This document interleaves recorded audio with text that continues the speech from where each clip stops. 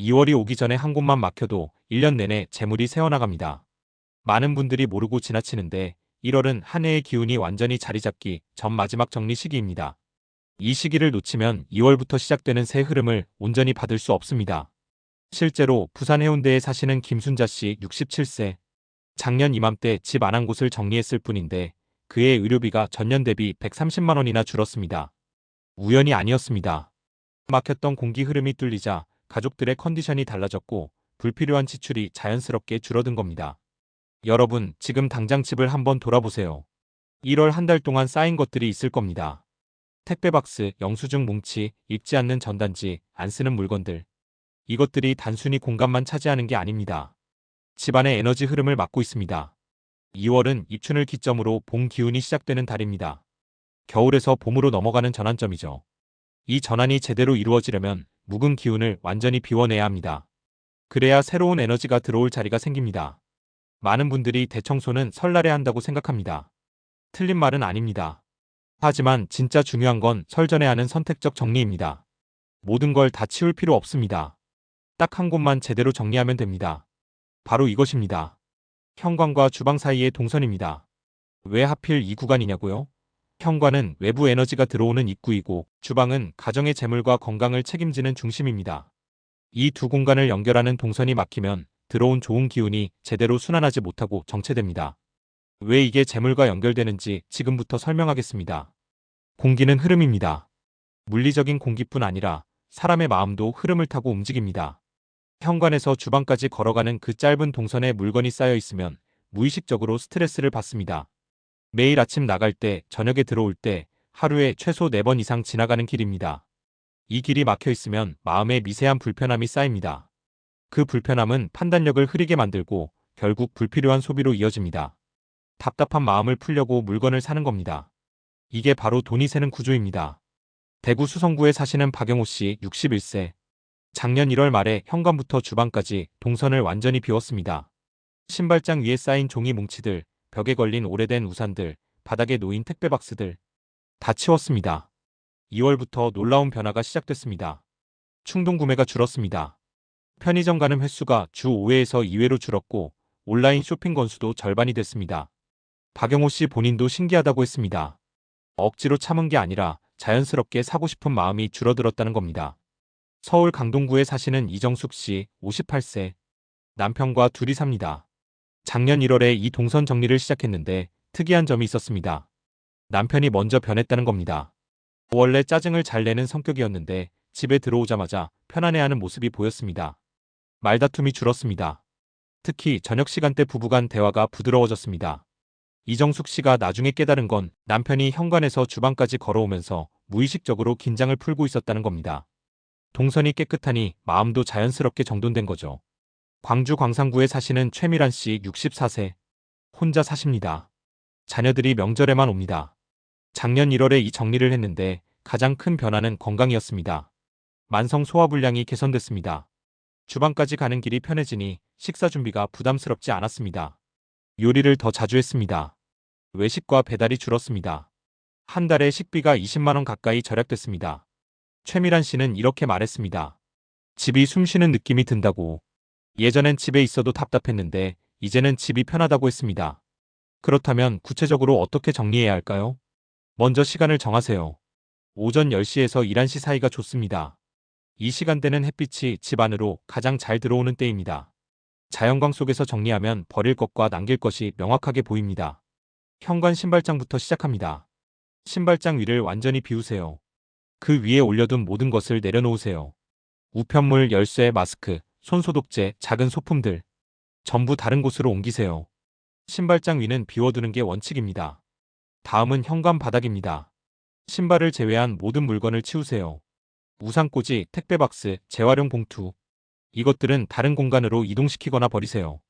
현관 바닥은 신발만 있어야 합니다. 그것도 자주 신는 신발 한두 켤레만 두세요. 벽면을 확인하세요. 후크에 걸린 가방, 외투, 우산. 당장 사용하지 않는 것들은 옷장으로 넣으세요. 벽면도 최대한 비워야 합니다. 시각적으로 깔끔해야 마음도 가벼워집니다. 거실을 지나 주방으로 가는 동선을 보세요. 이 사이에 놓인 모든 물건을 점검하세요. 의자에 걸친 옷, 소파 위 쿠션, 테이블 위 리모컨, 잡지, 영수증. 각각 제자리로 보내세요. 동선 위에는 아무것도 없어야 합니다. 주방 입구를 정리하세요. 주방 문 옆 벽면, 냉장고 옆 공간. 여기에 자석으로 붙인 메모지, 달력, 전단지들이 있을 겁니다. 필요한 것만 남기고 모두 떼어내세요. 정보는 필요할 때만 가치가 있습니다. 안 보는 정보는 시각적 잡음일 뿐입니다. 마지막으로 주방 조리대를 보세요. 조리대 위에 놓인 소스류, 조리도구, 전기밥솥, 에어프라이어. 사용 빈도가 낮은 건 수납장으로 넣으세요. 조리대는 작업 공간입니다. 비어 있어야 요리가 편합니다. 이 순서대로 한 번만 정리하면 됩니다. 1시간이면 충분합니다. 완벽하게 하려고 하지 마세요. 70%만 해도 효과는 확실합니다. 정리가 끝났으면 현관에서 주방까지 천천히 걸어보세요. 아무 방해물 없이 걸을 수 있어야 합니다. 시선이 막히지 않고 끝까지 보여야 합니다. 이 느낌을 기억하세요. 이게 바로 흐름이 열린 상태입니다. 하지만 절대로 하면 안 되는 것들이 있습니다. 첫째, 정리하면서 물건을 다른 방으로 옮겨 쌓지 마세요. 많은 분들이 이렇게 합니다. 현관은 깨끗해졌는데 안방이나 작은 방에 짐을 몰아넣습니다. 이건 정리가 아니라 이동입니다. 짐의 위치만 바뀐 거지 집 안 전체의 흐름은 여전히 막혀 있습니다. 버릴 건 즉시 버리세요. 망설이지 마세요. 1년 안 쓴 물건은 앞으로도 안 씁니다. 박스에 담아서 창고에 넣어두지 마세요. 그건 결정을 미루는 것일 뿐입니다. 지금 버려야 공간이 열립니다. 둘째, 정리 후 바로 새 물건을 사지 마세요. 공간이 비니까 채우고 싶은 마음이 듭니다. 이걸 참아야 합니다. 최소 2주는 비워둔 상태를 유지하세요. 빈 공간에 익숙해지는 시간이 필요합니다. 새로 사야 한다면 기존 물건 하나를 먼저 버리세요. 하나가 들어오면 하나가 나가야 합니다. 이 균형이 지켜지지 않으면 다시 쌓입니다. 재물이 도는 집은 물건이 적당히 있는 집입니다. 너무 많아도 너무 비어도 안 됩니다. 셋째, 정리한 사진을 SNS에 올리지 마세요. 많은 분들이 인증샷을 찍습니다. 뿌듯한 마음은 이해합니다. 하지만 집 안 구조를 외부에 공개하는 건 좋지 않습니다. 특히 현관부터 주방까지의 동선은 그 집의 에너지 흐름을 보여주는 핵심 구간입니다. 사진으로 공유하는 순간 그 흐름이 분산됩니다. 좋은 기운은 내부에서 순환해야 집중됩니다. 밖으로 새어나가면 효과가 반감됩니다. 가족끼리만 공유하세요. 조용히 변화를 지켜보세요. 넷째, 가족에게 강요하지 마세요. 본인이 먼저 정리하고 본인 물건만 관리하세요. 배우자나 자녀의 물건을 허락 없이 버리면 갈등이 생깁니다. 갈등은 집안의 기운을 가장 빠르게 흐립니다. 대신 본인의 변화를 보여주세요. 당신이 편해 보이면 가족도 따라합니다. 말보다 행동이 전염됩니다. 3일만 지나면 가족도 스스로 정리를 시작합니다. 조급해하지 마세요.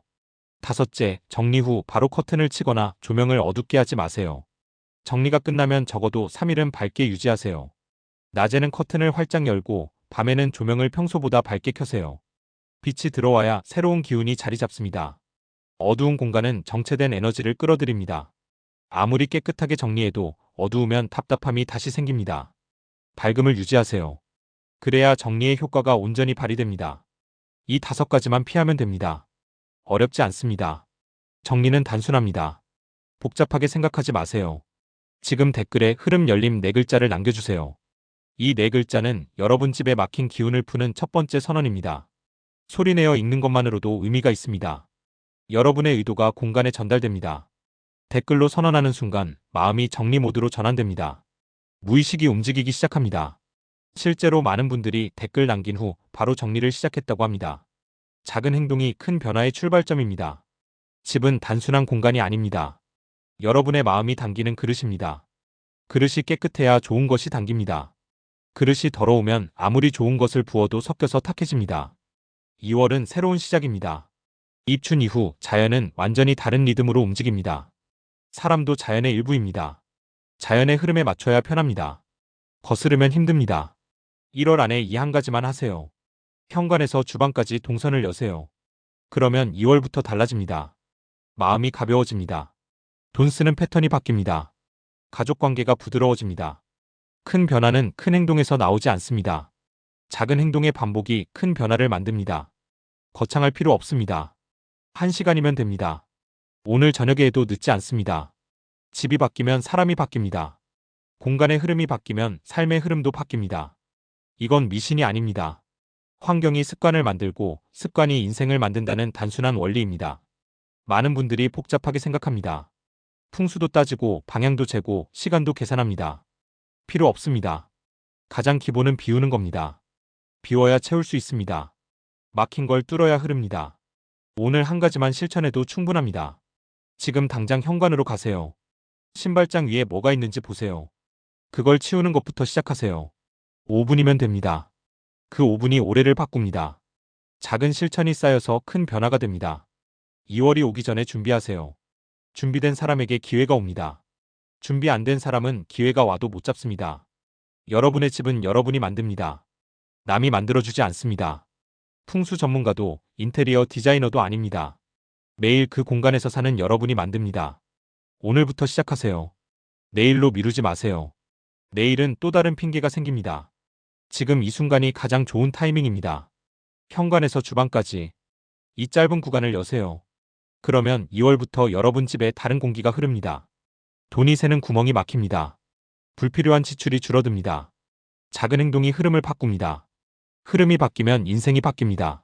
오늘 한 가지만 하세요. 그게 전부입니다.